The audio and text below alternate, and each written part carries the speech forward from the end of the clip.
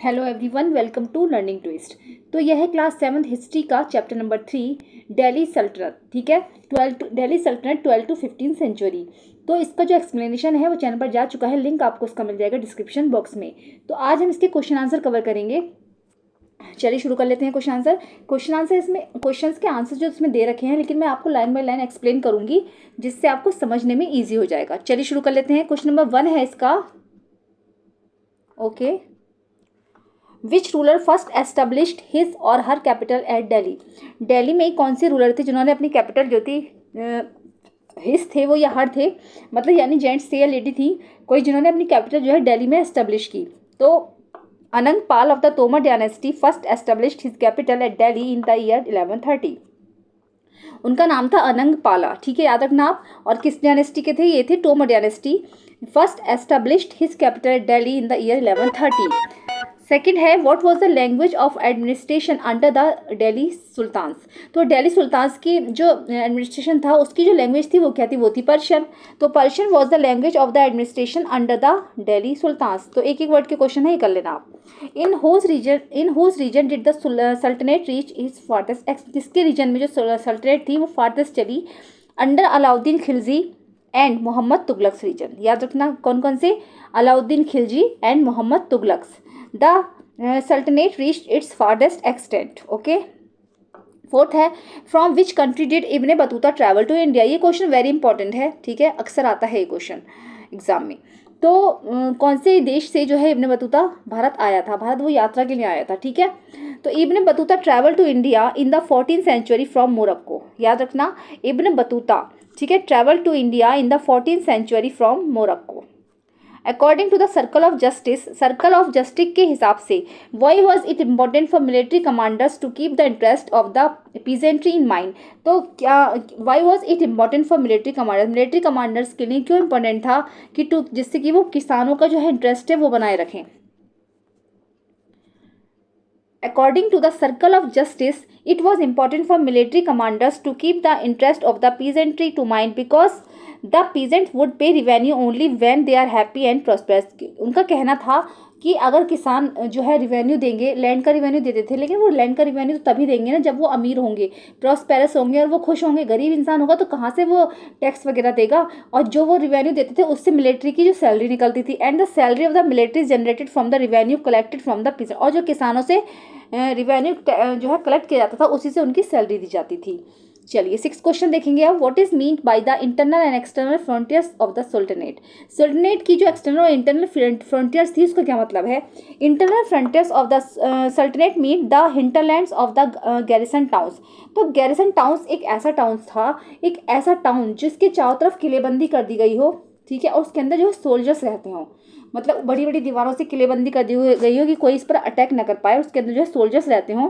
तो हिंटरलैंड्स की जो जगह थी, जो गैरिसन टाउन्स था, उसमें जो फ्रंटियर्स थे इंटरनल अंदर रहते थे, और the external frontiers are the territories that the unconquered and it lie in the southern parts of the subcontinent. और एक्सटर्नल फ्रंटियर्स में एक्सटर्नल वाले जो सोल्जर्स रहते थे, ठीक है, जो टेरिटरीज के बाहर की साइड होते थे, are unconquered and it lie in the southern parts of the subcontinent, जो कि सबकॉन्टिनेंट्स के साउदर्न में था।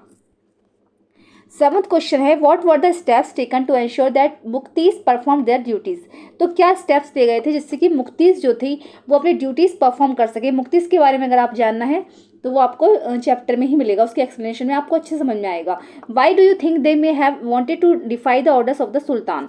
तो under the Khilji and Tughlaq monarchy, क्या था जब खिलजी और तुगलक राजा बने थे, उनका मोनार्की चल रही थी, उस समय में शासन चल रहा था। तो military commanders were appointed as governors of territories.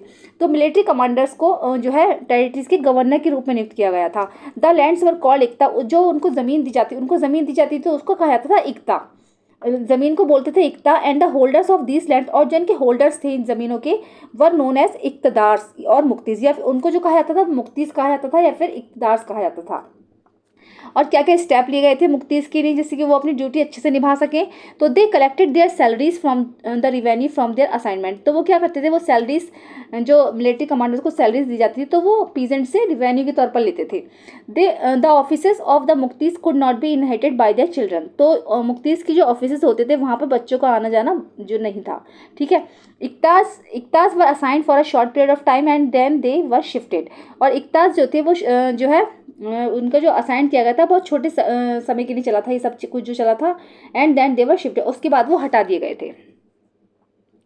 Do you think the authors of the tawarikh would provide information about the lifes of the ordinary man and women? आपको क्या लगता है कि तवारिक के जो ऑथर्स थे वो इन्फॉर्मेशन प्रोवाइड कराते हैं about the lifes of the ordinary man और वुमेन के बारे में भी? तो the authors of the tawarikh were man who were very learn. तो तवारिक के जो ऑथर्स थे वो अधिकतर मैन होते थे जो बहुत ज़्यादा लर्न होते थे, जिनको बहुत ज़्यादा एजुकेटेड होते थे। दे वर सेक्रेटरी, उसमें होते थे सेक्रेटरीज, ठीक है, एडमिनिस्ट्रेटर्स होते थे, उसमें पोएट्स भी होते थे और कोर्टियर्स होते, दरबारी भी होते थे। They did not provide information about the lifes of ordinary man and women because वो जो थे इन्फॉर्मेशन प्रोवाइड नहीं करते थे ऑर्डनरी मैन और वुमेन के बारे में, क्योंकि उनको तो राजा के बारे में करना था सब कुछ, क्योंकि वो राजा के दरबारी वगैरह होते थे, राजा की शान में ही सब कुछ करते थे, चाहे वो झूठा ही क्यों ना लिखें, लेकिन वो रिवॉर्ड की आशा में कि हमें अच्छे से अच्छा इनाम मिलेगा अगर हम ऐसा करेंगे। तो इसलिए वो ऑर्डनरी मैन और वुमेन के बारे में कुछ भी नहीं बताते थे। तो वो क्या क्या करते थे, क्यों और क्यों नहीं करते। The authors of the tawarikh used to live in cities mainly Delhi and not in villages. ये जो तवारिक थे, जो तवारिक के जो ऑथर्स थे, सॉरी जो लेखक थे, ये अधिकतर सिटीज़ में रहते थे, गांव में नहीं रहते थे, ज़्यादा से ज़्यादा ये दिल्ली में रहते थे। Often they wrote histories for sultans in the hope of getting rich rewards. ये हिस्टोरीज जो लिखते थे सुल्तान्स की तारीफ में लिखते थे, जिससे कि इनको अच्छे से अच्छा इनाम मिल सके। They also advise rulers regarding their birth rights and gender distinction. वो क्या करते थे, वो रूलर्स को एडवाइस करते थे कि बर्थ राइट्स के हिसाब से शासन करना चाहिए, मतलब ये है कि राजा का बेटा ही राजा बनेगा, एंड जेंडर डिस्टिंक्शन, और जेंडर डिस्टिंक्शन भी बताते थे, जैसे कि मतलब उस ज़माने में क्या होता था, आदमी की जो ज़्यादा वैल्यू थी, मतलब उनको लगता था कि औरत चाहे कितनी भी क्वालिफाइड क्यों ना हो वो राजा रानी नहीं बन सकती है, वो शासन नहीं कर सकती, उनका कहना था सिर्फ आदमी ही शासन कर सकता है, ठीक है। चलिए क्वेश्चन नंबर 9 आएगा, Razia Sultan was unique in the history of the Delhi Saltanat. Delhi सल्तनत में रजिया सुल्तान जो थी वो बिल्कुल उनके इतिहास में दिल्ली के इतिहास में जो दिल्ली सल्तनत में रजिया सुल्तान का नाम बहुत जाना पहचाना है। Do you think women leaders are accepted more readily today? तो आपको क्या लगता है वुमेन लीडर्स जो होती हैं हाँ जो है ज़्यादा से ज़्यादा संख्या में है, मतलब अच्छे अच्छे पदों पर काम कर रही है, उस समय में भी था ऐसा, लेकिन उस समय माना नहीं जाता था, उनको औरतों को इतनी वैल्यू नहीं दी जाती थी। Razia Sultan was unique in the history of the Delhi Sultanate because of her ability as an effective leader of the Sultanate. She was a woman ruler and thus was not accepted at that time. उस समय में बहुत ज़्यादा intelligent ruler थी, वो एक औरत महिला थी, एक महिला जो है शासन थी, मतलब रानी बन गई थी वो, लेकिन जो वहाँ के लोगों को ये बात समझ में नहीं आ रही थी और कोई इस बात को एक्सेप्ट नहीं कर पा रहा था कि एक औरत ही शासन क्यों करे। यस वुमेन लीडर, अब ये वाला क्वेश्चन पूछा गया, do you think women leaders are accepted more readily today? Yes women leaders are more readily accepted as a ruler today because of reducing gender stereotypes, क्योंकि अब जो जेंडर स्टेरियोटाइप्स है वो सब कुछ बदल चुका है, जेंडर स्टेरियोटाइप्स जो है उसको हटा दिया गया है। यानी जेंडर स्टेरियोटाइप्स का मतलब है, स्टेरियोटाइप्स वो चीज़ होती है जैसे कि होती है धारणाएं पुरानी लोगों के मन में बसी पड़ी हैं कि भाई आदमी ही सब कुछ करेगा, आदमी सब कुछ कर सकता है, तो इस स्टेरियोटाइप्स को हटा दिया गया है, यानी औरतें भी सब कुछ कर सकती हैं। 10th क्वेश्चन है, why was the Delhi Sultan interested in cutting down forest? Delhi के जो सुल्तान थे वो जंगलों को काटने के लिए क्यों इंटरेस्टेड थे? द इंफॉर्मेशन डस डिफॉरेस्टेशन, क्या deforestation occur for the same reason today? क्या डिफॉरेस्टेशन आज भी इसी कारण से होता है? डिफॉरेस्टेशन होता है जंगलों की कटाई जो की जाती है ना, इसलिए बोला जाता है deforestation.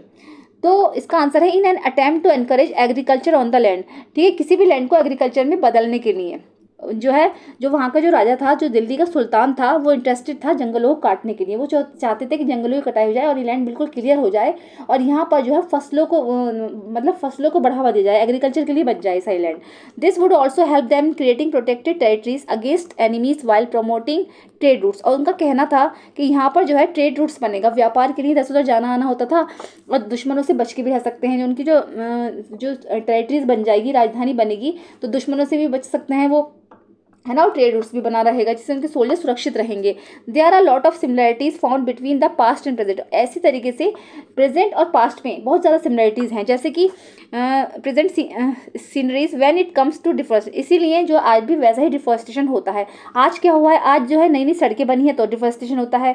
Railways and promotion of industries, जैसे बड़ी बड़ी इंडस्ट्रीज कहीं खुलती हैं तो जंगलों की कटाई की जाती है, are one of the major contributing factors to deforestation. ये सब जो है डिफॉरेस्टेशन के मेजर कॉन्ट्रीब्यूटिंग फैक्टर्स हैं, ये सारे कारण जो है डिफॉरेस्टेशन के हैं। तो प्रेजेंट और पास्ट में ज़्यादा डिफॉरेस्टेशन के बारे में तो ज़्यादा अंतर नहीं है। उस समय में राजा जो था ट्रेड रूट्स के लिए कराता था, सोल्जर्स की सुरक्षा के लिए कराता था, जो ये सुल्तान जो था वहाँ का, जिससे कि वहाँ पर, और एग्रीकल्चर के लिए कराता था। तो आज भी यही सब है, तो ज़्यादा अंतर नहीं आया है इसमें, ठीक है। तो चलिए, और 11th क्वेश्चन जो है वो बच्चों के लिए है, स्टूडेंट्स की एक्टिविटी है, तो ये आप तो खुद करेंगे, ठीक है। तो मैंने 10th तक क्वेश्चन करा दिए हैं, कैसे लगे हैं, पसंद आए हैं तो इनको लाइक करिए प्लीज़। आप लाइक नहीं करते हो, लाइक जरूर किया कीजिए। चलिए, कैसे लगी है वीडियो जरूर बताइएगा, पसंद आई तो उसको लाइक करिए, चैनल में फर्स्ट टाइम विजिट करें तो प्लीज़ सब्सक्राइब करिए, साथ में बेल आइकन भी प्रेस करिए। मिलते हैं नेक्स्ट वीडियो में। Thank you so much.